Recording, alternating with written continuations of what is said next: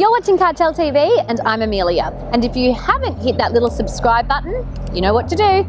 Well, typically, if you wanted to think about the most underwhelming offering from Toyota, I mean, it would be pretty hard to think of anything other than a Yaris. And usually you'd be right. But then there's this little guy.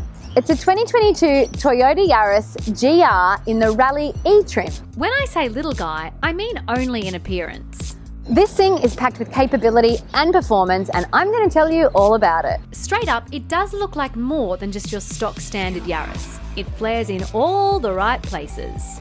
Up front, you have the ultra-wide and mean-looking grille punctuated with fog lamps. The side silhouette has flowing lines and contours that take you to the very voluptuous hippie back of this fine machine, There's a bunch of statement-making GR badges around the place. as well as a lightweight 18-inch 10-spoke alloys which are black, so they help accentuate the lovely black carbon fibre roof. Being the GR Rally E means it only comes in this trendy pearl white colour. So, what's under the bonnet? You'll find a 1.6 litre single-scroll turbocharged 3-cylinder petrol engine which produces 200 kilowatts of power and 370 newton metres of torque. The engine looks kind of small when you look at it on its own, but it's complemented by all the right things which turn it into this rally-inspired package.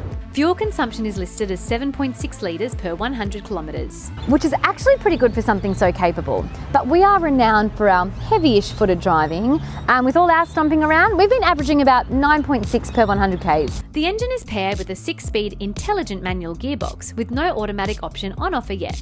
When it comes to the drive of the Yaris GR, there are several key things which really differentiate it from other hot hatches. In sticking to its rally-inspired essence, it's all-wheel drive. It's a fantastic GR4 all-wheel drive system, so when you go through the driving modes, it will customise the ratio of power delivery. Normal drive mode gives you a 60-40 split, track and sport 50-50 between the front and back wheels. Steering responsiveness is honestly next level. There's a really artful precision you feel when taking winding corners.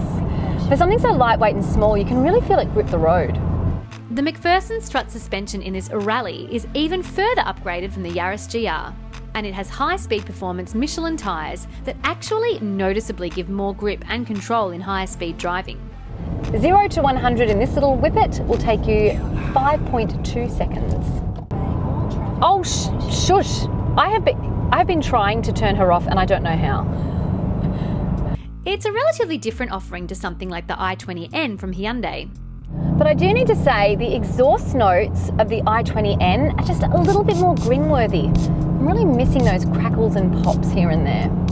The interior is probably the least exciting part of the Yaris GR for me. Things I do like are these super comfy driving seats and the fact that everything you need from a driving standpoint, like your steering wheel and the gear stick and the handbrake, are all leather wrapped. Also, the seats are heated and I do really like the driving display. But other than that, it's all pretty basic. Look, I know the real enthusiasts won't care as long as the car delivers from a driving standpoint. But for me, there's just a few more creature comforts or amenities that I would have liked to have seen. And hear me out on this. Storage space is relatively bare bones. There also just needed to be more secure places to put your trinkets. Because every time we tested this car the way that it was actually intended to be tested, all of our stuff just flew around everywhere. Very inconvenient, really. The infotainment screen is just a little small for my 2022 expectations, and we don't get the same driving options like we do with something like the i20N.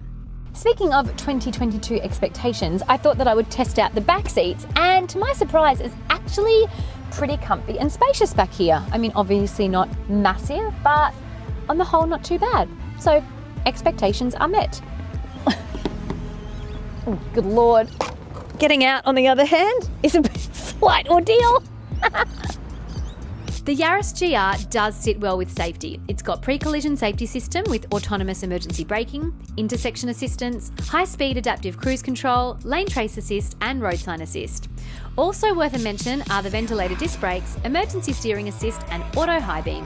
The recommended retail price for the Yaris GR in the Rally E trim is $54,500. And for that kind of money, you get a very specific hot hatch. I will say it sits on the pricier side of what I would expect to pay for this kind of vehicle, but it feels like it gives you everything you would want in terms of drive and exterior looks. It's just that interior. If it were up to me, I would definitely be adding some aftermarket interior options, but maybe that's just me. Let me know what you think of the Yaris GR in the comments below. Thanks for watching Cartel TV. Now, Jenny is going to be reviewing the Polo GTI in the coming days, so keep an eye out for that. And let us know in the comments below what car you would like us to review next. See you next time.